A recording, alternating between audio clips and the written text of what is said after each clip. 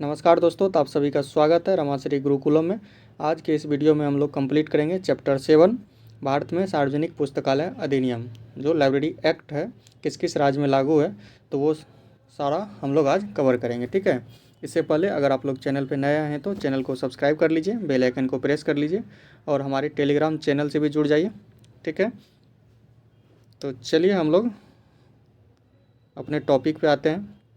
इससे पहले हम लोग एक चैप्टर 1 से लेकर 6 तक कंप्लीट कर लिया है। ठीक है, तो आज हम लोग चैप्टर 7 कंप्लीट करेंगे। 2 से 3 दिन में हम लोग का ये यूनिट कंप्लीट हो जाएगा। पहला यूनिट जो है पुस्तकालय एवं सूचना विज्ञान के आधार जो है वो हम लोग का यूनिट कंप्लीट हो जाएगा। ठीक है, तो चलिए हम लोग टॉपिक पे आते हैं। चलिए, पुस्तकालय एक्ट का क्या महत्व है और क्या उसकी आवश्यकता है, इसके बारे में हम लोग देख लेते हैं। तो पहला है महत्व देखते हैं। यह पुस्तकालय की एक आदर्श संरचना को निर्धारित करता है। ठीक है, और इसके क्रमिक विकास को सुनिश्चित करता है।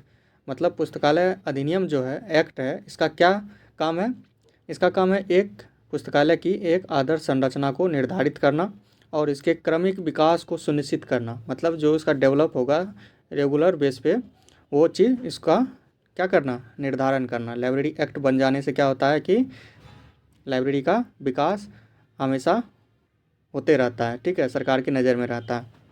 ठीक है, आगे है, यह अस्थाई और नियमित वित्तीय सहायता की व्यवस्था करता है, जिससे पुस्तकालयों का सतत विकास संभव हो पाता है। कहने का मतलब है कि ये अस्थाई तौर पे, ना कि अस्थाई तौर पे। एक्ट बन जाने से क्या होता है कि अस्थाई तौर पे सरकार का नज़र रहता है कि हमको लाइब्रेरी का भी विकास करना है। ठीक है, और उसको वित्तीय व्यवस्था हमेशा रेगुलर बेस पे देते रहना है। ठीक है, ताकि उसका विकास जो है वो संभव हो पावे। मान लीजिए उसका फंडिंग अगर नहीं होगा तो विकास कहाँ से होगा? ठीक है, तो इस तरह से लाइब्रेरी एक्ट का बहुत ही महत्व है। अगला है, यह प्रशासन के लिए उपयुक्त सत्ता निर्धारित करता है और इसे विधानमंडल और जनप्रतिनिधियों के प्रति उत्तरदायी बनाता है। क्या करता है? यह प्रशासन के लिए उपयुक्त सत्ता निर्धारित करता है। ठीक है, प्रशासन के लिए, और इसे विधानमंडल और जनप्रतिनिधियों के प्रति उत्तरदायी बनाता है।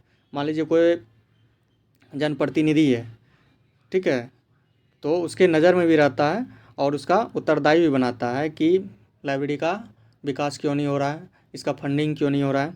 ठीक है, तो एक्ट बन जाने से इतना इतना चीज़ होता है, समझ रहे हैं एक्ट क्यों ज़रूरी है। चलिए अगला है, यह राजनीतिज्ञ और प्रशासकों की अनियमितताओं पर रोक लगाता है। ठीक है, यह क्या करता है? राजनीतिक और प्रशासकों की अनियमितताओं पर रोक लगाता है। ठीक है, इसकी आवश्यकता क्या है? इसकी आवश्यकता है पुस्तकालयों की स्थापना, रखरखाव और विकास के लिए अधिनियम अनिवार्य है। क्या सब? पुस्तकालय की स्थापना, रखरखाव, विकास, डेवलपमेंट के लिए अधिनियम एक्ट बहुत ही अनिवार्य है। यह जनता को निःशुल्क पुस्तकालय सेवा प्रदान करने में सहायक होता है। ठीक है, जनता के लिए क्या होता है? एक्ट बन जाने से लाइब्रेरी क्या होता है? निःशुल्क सेवा प्रदान करने में सहायक होता है। पुस्तकालयों के बीच आपसी सहयोग के लिए एक ठोस आधार प्रदान करता है। मान लीजिए पुस्तकालय का जो आपसी सहयोग होगा उसके लिए भी एक ठोस आधार प्रदान करता है। क्या? लाइब्रेरी एक्ट अधिनियम। अगला है, यह एक सुदृढ़ संचालन मंडल के निर्माण में मदद करता है। क्या करता है? ये एक सुदृढ़ संचालन मंडल के निर्माण में मदद करता है। चलिए अगला देखते हैं। अब है विभिन्न राज्यों में सार्वजनिक पुस्तकालय अधिनियम।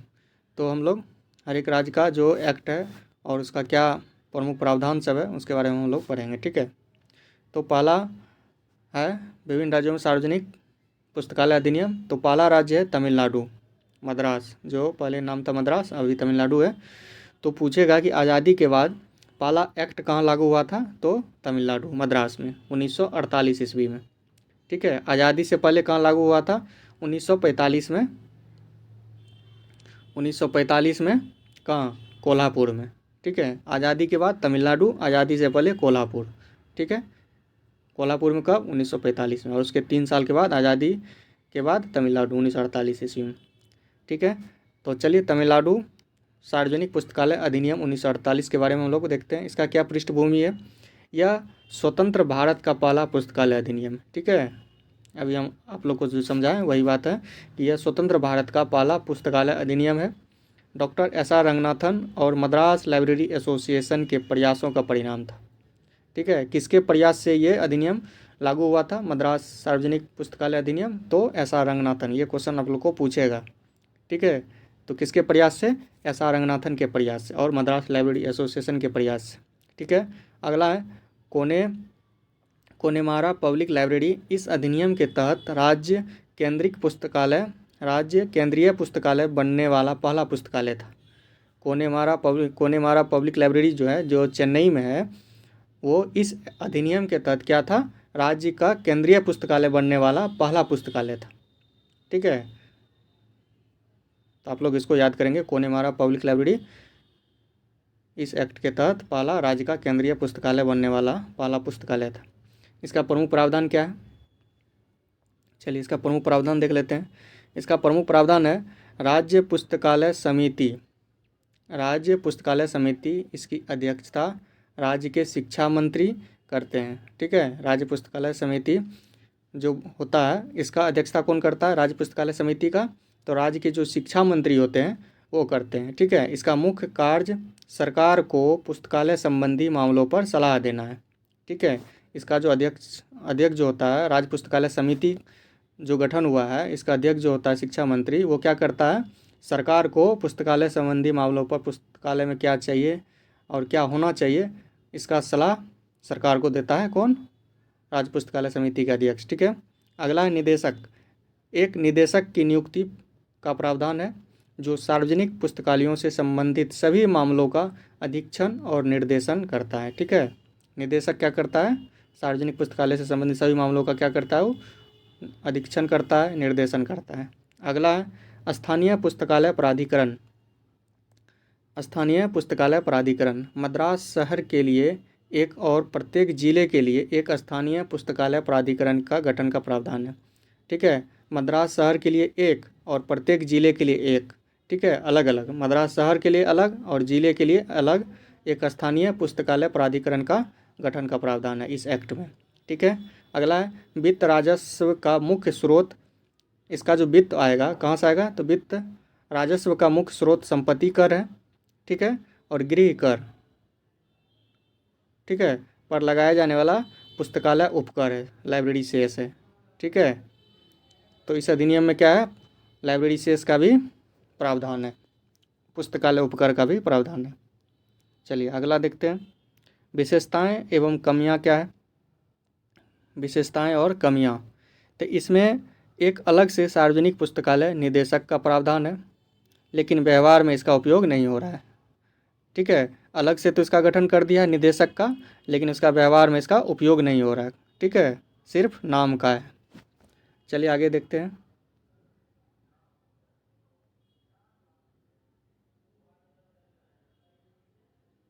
अगला है, इसमें राज्य पुस्तकालय प्राधिकरण का प्रावधान नहीं है, बल्कि एक सलाहकार समिति का प्रावधान है। ठीक है, किसमें? तमिलनाडु मद्रास लाइब्रेरी एक्ट में। ठीक है, इसमें क्या है? राज्य पुस्तकालय प्राधिकरण का प्रावधान नहीं है, लेकिन क्या है? सलाहकार समिति का प्रावधान है। ठीक है, अधिनियम में विकास और रखरखाव जैसे आवश्यक शब्दों का अभाव है। तो कमी जो पूछेगा तो क्या होगा? इसमें क्या क्या है? विकास, डेवलपमेंट का, रखरखाव का, ये सब जो शब्द होना चाहिए था एक्ट में, इस चीज़ का अभाव है। ठीक है, तो ये इतना था लाइब्रेरी एक्ट। तो इससे ज़्यादा क्वेश्चन पूछता नहीं है, ज़्यादा से ज़्यादा आपको 2 क्वेश्चन पूछेगा कि आज़ादी के बाद पहला लाइब्रेरी एक्ट किस राज्य में लागू हुआ? तो तमिलनाडु या मद्रास। ठीक है, इस तरह से ऑप्शन रहेगा। कब लागू हुआ? दूसरा क्वेश्चन तो 1948 में। ठीक है, और किसके प्रयास से लागू किया गया था? तो ये पूछ सकता है, तो डॉक्टर एस.आर. रंगनाथन के प्रयास से। ठीक है, ये 3 क्वेश्चन ज़्यादा से ज़्यादा इस पर बनेगा। चलिए अगला देख लेते हैं। अगला है आंध्र प्रदेश। आंध्र प्रदेश सार्वजनिक पुस्तकालय अधिनियम 1960 पूछेगा। आंध्र प्रदेश में पब्लिक लाइब्रेरी एक्ट कब लागू हुआ? 1960 ईस्वी में। चलिए अगला इसका पृष्ठभूमि देख लेते हैं। तो 1956 में आंध्र प्रदेश राज्य के गठन के समय वहाँ 2 अधिनियम लागू थे। ठीक है, 1956 में आंध्र प्रदेश राज्य का गठन होता है। कब होता है आंध्र प्रदेश राज्य का गठन? तो 1956 ईस्वी में। ठीक है, तो वहाँ 2 अधिनियम लागू था। एक था मद्रास सार्वजनिक पुस्तकालय अधिनियम और दूसरा था हैदराबाद लोक पुस्तकालय अधिनियम। तो पूछेगा कि कौन सा राज्य था जहाँ 2 अधिनियम लागू था? तो मद्रास सार्वजनिक पुस्तकालय अधिनियम और एक अलग था हैदराबाद लोक पुस्तकालय अधिनियम। ठीक है, तो प्रशासनिक कठिनाइयों से बचने के लिए एक एकीकृत और संशोधित अधिनियम की आवश्यकता महसूस की गई। क्या किया गया? तो प्रशासनिक कठिनाइयों से बचने के लिए क्या किया? एक एकीकृत और संशोधित अधिनियम की आवश्यकता महसूस हुआ। मतलब यहाँ 2 अलग अलग अधिनियम था, तो इसमें दिक्कत हो रहा था प्रशासनिक रूप से इसको सही करने में, तो इसलिए इसको क्या किया? एकीकृत और संशोधित अधिनियम की आवश्यकता महसूस की गई और यह एकीकृत अधिनियम अप्रैल 1960 ईस्वी से पूरे राज्य में लागू हो गया। ठीक है, तब क्या किया? दोनों को एकीकृत करके एक संशोधित करके एक अधिनियम लागू किया। कब? 1960 ईस्वी में।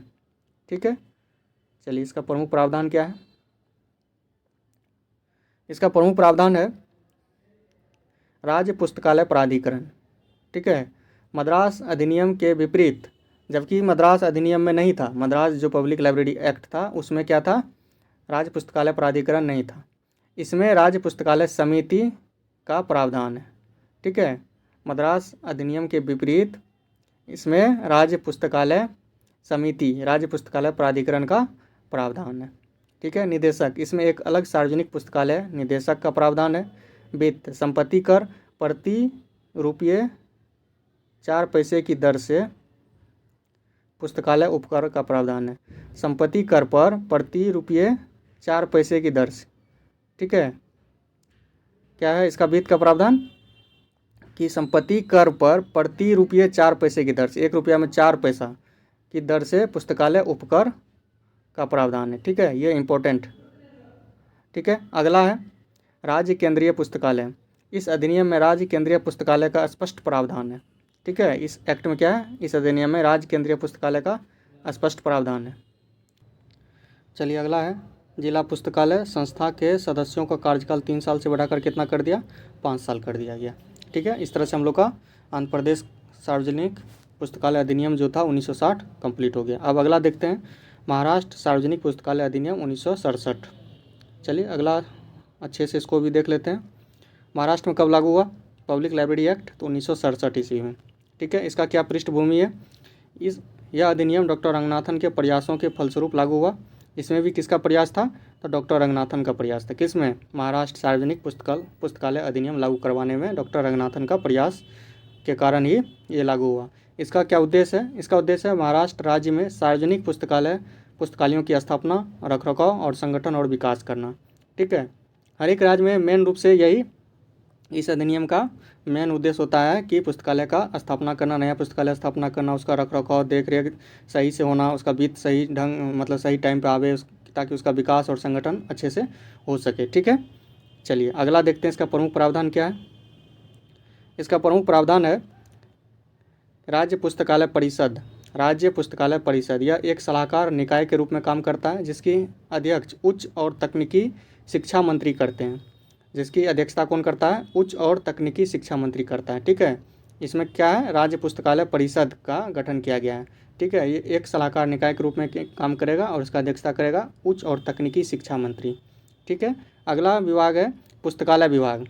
अधिनियम के प्रयोजनों के लिए एक अलग पुस्तकालय विभाग की स्थापना का प्रावधान है जिसका प्रमुख पुस्तकालय निदेशक होता है।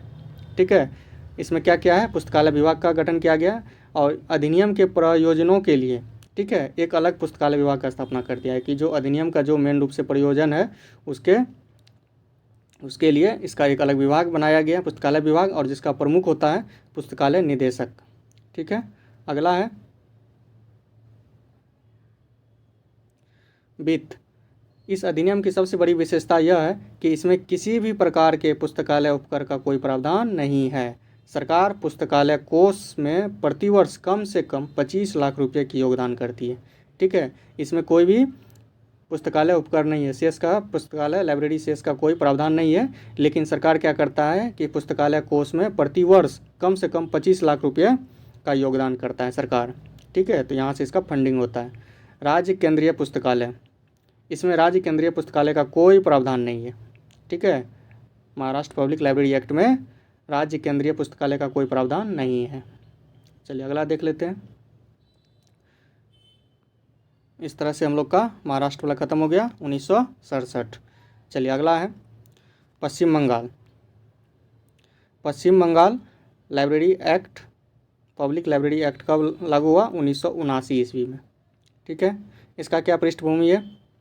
इसका पृष्ठभूमि है इंपीरियल लाइब्रेरी अधिनियम 1902 ईस्वी में पारित हुआ, ठीक है।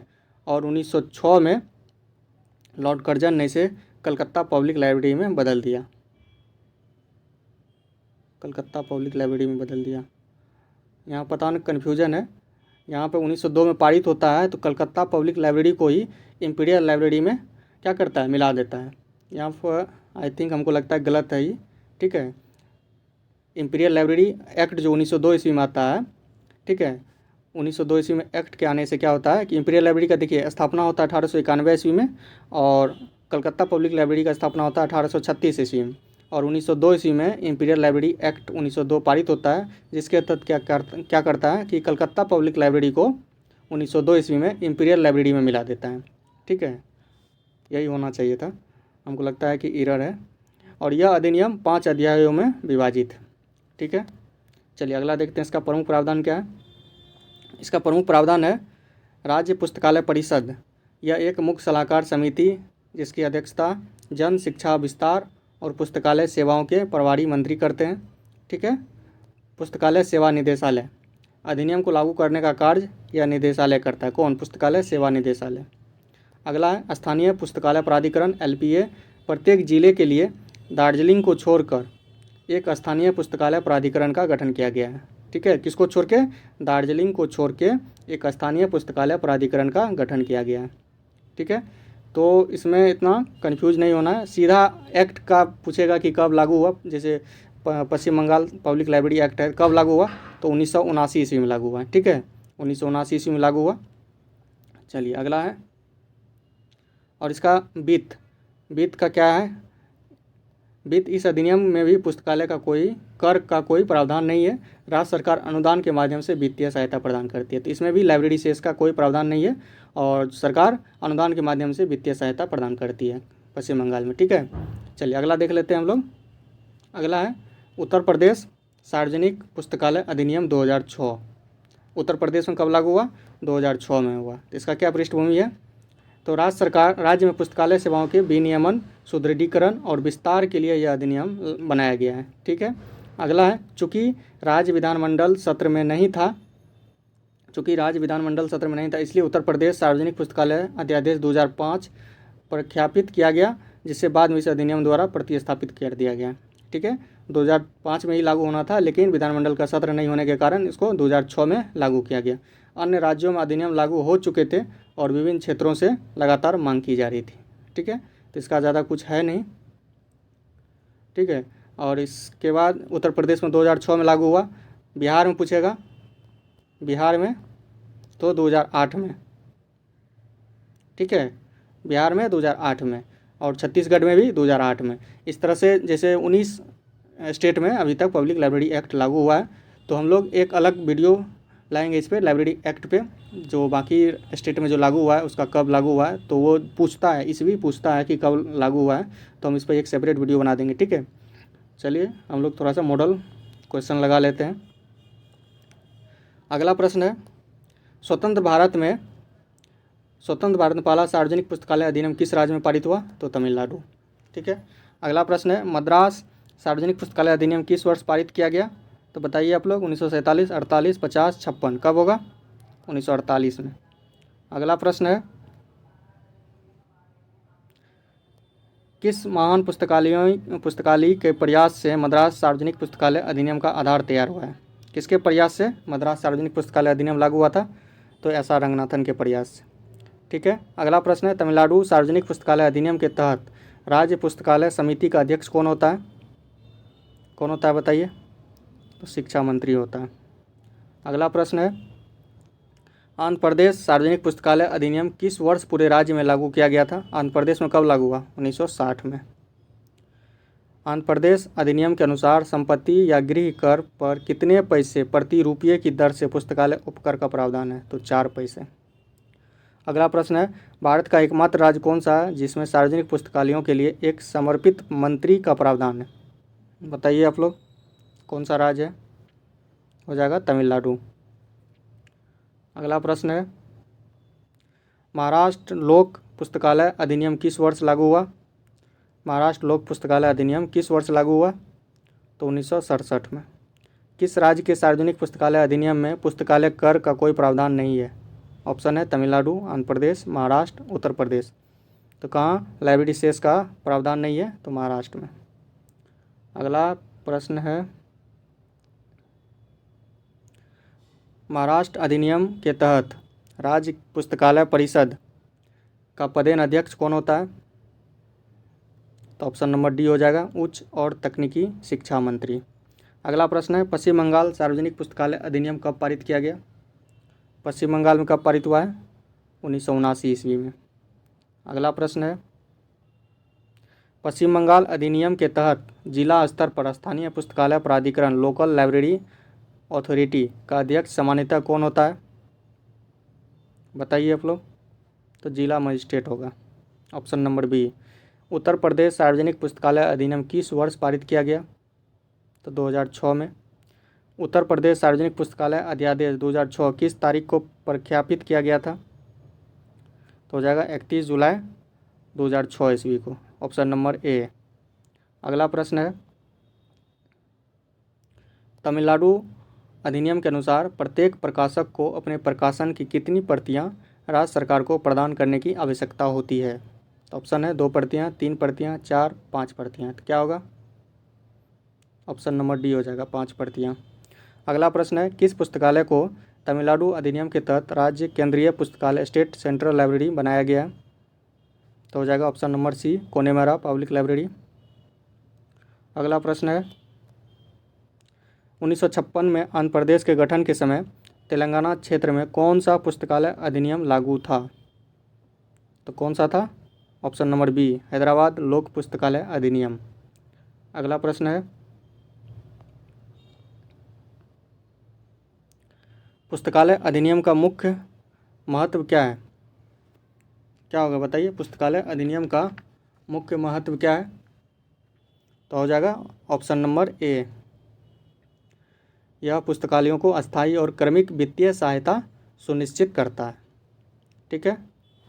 अगला प्रश्न है, स्वतंत्रता से पहले किस रियासत ने 1945 में सार्वजनिक पुस्तकालय अधिनियम पारित किया था? आज़ादी से पहले 1945 में तो कोल्हापुर हो जाएगा, आज़ादी के बाद मद्रास 1948। ठीक है। अगला प्रश्न है, महाराष्ट्र सार्वजनिक पुस्तकालय अधिनियम 1967 के तहत पुस्तकालयों का एक अलग विभाग किसके अधीन स्थापित किया गया है? ऑप्शन है पुस्तकालय परिषद, राज्यपाल, पुस्तकालयों का निदेशक, शिक्षा मंत्री। तो क्या होगा आंसर? ऑप्शन नंबर सी हो जाएगा, पुस्तकालयों का निदेशक। पश्चिम बंगाल अधिनियम के तहत किस जिले के लिए 2 अलग अलग स्थानीय पुस्तकालय प्राधिकरण बनाए गए हैं? ऑप्शन है कोलकाता, हावड़ा, दार्जिलिंग, हुगली। तो किसके लिए है, किस जिले के लिए 2 अलग अलग स्थानीय पुस्तकालय प्राधिकरण बनाए गए हैं? तो ऑप्शन नंबर सी हो जाएगा, दार्जिलिंग। अगला प्रश्न है, पुस्तकालय अधिनियम क्यों आवश्यक है? ऑप्शन है पुस्तकालय संरचना हेतु सुदृढ़ नीति का निर्धारण करने के लिए, पुस्तकालय के विकास हेतु वित्तीय व्यवस्था करने के लिए। अगला है, जनता को निःशुल्क पुस्तकालय सेवा प्रदान करने में सहायक होने के लिए, और डी हो जाएगा उपरोक्त सभी। तो क्या हो जाएगा, इसका हो जाएगा आंसर उपरोक्त सभी। ठीक है। अगला प्रश्न है, आंध्र प्रदेश अधिनियम में संशोधन के पश्चात राज्य केंद्रीय समिति के सदस्यों का कार्यकाल 3 वर्ष से बढ़ाकर कितना कर दिया गया? तो 5 वर्ष कर दिया गया, ऑप्शन नंबर बी। अगला प्रश्न है, पुस्तकालय निधि लाइब्रेरी फंड की स्थापना का प्रावधान किस राज्य के अधिनियम में है जिसमें सरकारी योगदान के साथ साथ जनता से प्राप्त दान भी शामिल है? क्या हो जाएगा? महाराष्ट्र। अगला प्रश्न है, किस अधिनियम के किस अधिनियम में पुस्तकालयों के प्रशासन से जुड़े सभी मामलों पर राज्य सरकार को सलाह देने के लिए राज्य पुस्तकालय परिषद स्टेट लाइब्रेरी काउंसिल का प्रावधान है? तो क्या हो जाएगा ऑप्शन? महाराष्ट्र लोक पुस्तकालय अधिनियम, तमिलनाडु सार्वजनिक पुस्तकालय अधिनियम, आंध्र प्रदेश सार्वजनिक पुस्तकालय अधिनियम, उत्तर प्रदेश सार्वजनिक पुस्तकालय अधिनियम। तो क्या हो जाएगा? ऑप्शन हो जाएगा ए, महाराष्ट्र लोक पुस्तकालय अधिनियम। ठीक है, इस तरह से हम लोग का 25 MCQ जो था कंप्लीट हो गया। हम लोग का थ्योरी भी कंप्लीट हो गया चैप्टर 7 का, और थ्योरी भी और मॉडल क्वेश्चन भी देख लिए। ठीक है, तो आप लोग को कैसा लग रहा है वीडियो? तो इसको थोड़ा सा अच्छे से आप लोग शेयर कीजिए, अपने दोस्तों में शेयर कीजिए, ताकि और भी दोस्त जो भी तैयारी कर रहे हैं सबके पास पहुंच सके और थोड़ा सा रिकमेंड भी हो सके। ठीक है, आप लोग के प्रयास से भी ऐसा होगा। ठीक है, हमको जितना प्रयास करना था हम आप लोग के लिए उतना मेहनत कर रहे हैं। ठीक है, और इससे भी अच्छा हम कंटेंट लाने का प्रयास करेंगे। थोड़ा आप लोग का भी साथ चाहिए, तो इसको अच्छे से लाइक कीजिए और सब्सक्राइब कीजिए और इसको दोस्तों में शेयर भी कीजिए। ठीक है, चलिए मिलते हैं फिर से नेक्स्ट वीडियो में, तब तक के लिए जय हिंद।